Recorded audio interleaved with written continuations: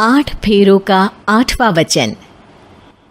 स्वाति ने इसी साल शहर के कॉलेज से पढ़ाई पूरी की है और अब उसके लिए जगह जगह से रिश्ते आने लगे हैं। स्वाति से ज़्यादा उसके रिश्तेदारों को उसकी शादी की चिंता है, इसीलिए जो भी स्वाति के घर आता वो किसी नए लड़के की खबर ज़रूर ले आता। अरे दीदी, ये फोटो देख के बताओ कैसा है। राहुल नाम है लड़के का, मेरी सहेली की बहन का बेटा है। अपनी स्वाति के साथ एकदम प्यारी जोड़ी लगेगी इसकी। ज़रा दिखाना, फोटो तो बढ़िया लग रहा है। कोई गलत आदत वादत तो नहीं है ना इसे? और कमाता कितना है? अरे कोई गलत आदत नहीं है दीदी, आप कहो तो एक मीटिंग करवा देती हूँ, फिर सब कुछ फाइनल कर लेना। हाँ हाँ, ये सही कह रही हो तुम। संडे को स्वाति के पापा भी घर पे ही रहेंगे। बुआ फिर वहाँ से चली जाती है और रात को स्वाति की माँ उससे कहती है, स्वाति बेटा, आज कमला बुआ ने एक लड़के की फ़ोटो दिखाई है।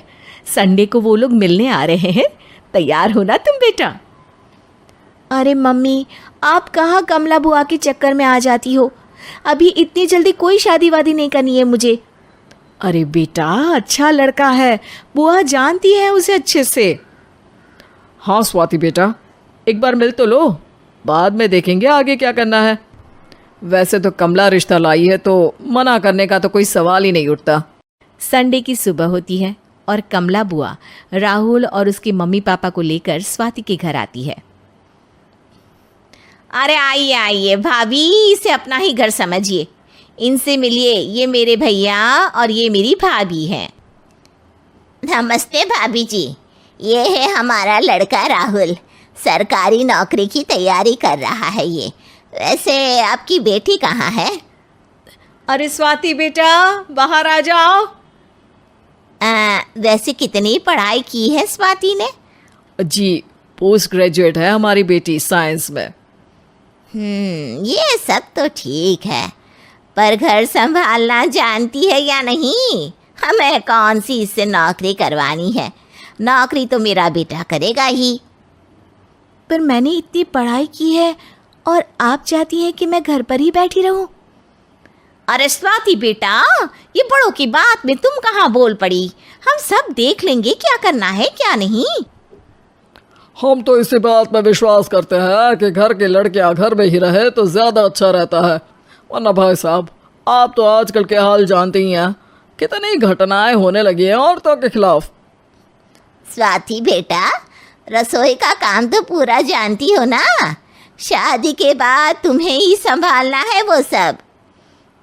अरे बहुत अच्छा खाना बनाती है ये, आप सब लोग इसकी तारीफ करते नहीं थकेंगे। लो भाई, हो गई मीटिंग, अब शादी की तारीख फाइनल कर लेते हैं, क्यों भैया?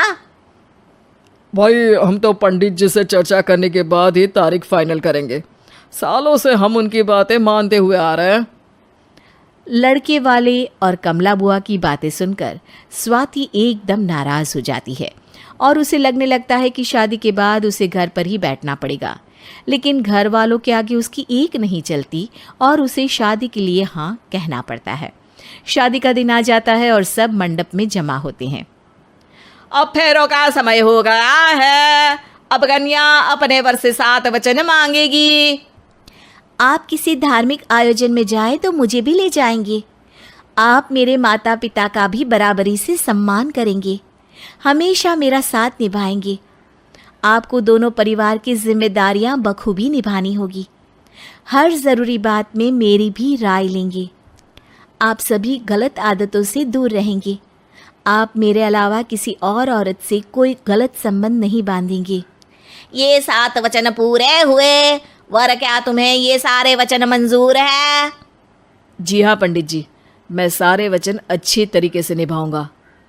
अरे वाह वाह, बढ़िया तरीके से सब काम संपन्न हो गया। तो इसी के साथ विवाह संपन्न हुआ और आज से ये दोनों पति पत्नी हुए। 1 मिनट पंडित जी, अभी एक वचन लेना बाकी है।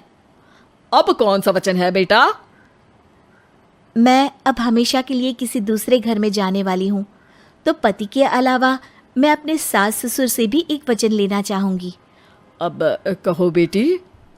मैं ये चाहती हूँ कि मुझ पर किसी बात की कोई पाबंदी नहीं लगाई जाएगी।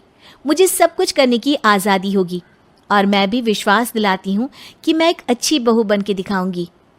स्वाति की बात सुनकर उसके सास ससुर एकदम चौंक जाते हैं और कुछ बोल नहीं पाते कि उतने में कमला बुआ बोल पड़ती है। अरे बेटा, ये भी कोई कहने की बात है? रानी बन के रहोगी तुम तो। वचन देने से पहले सोच लीजिए, क्योंकि शास्त्रों में वचन ना निभाने वालों के लिए नरक से भी बदतर सजा लिखी है। स्वाति की चालाकी से वहां मौजूद सब लोग प्रभावित हो जाते हैं और लोगों में बदनामी ना हो जाए, इस कारण स्वाति के सास ससुर को उसे वचन देना पड़ता है। अरे कैसी अपशकुन वाली बातें कर रहे हैं आप पंडित जी?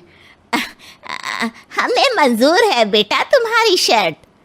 स्वाति अपनी समझदारी से अपनी बात अपने ससुराल वालों से मनवा लेती है और खुशी खुशी राहुल से शादी कर लेती है।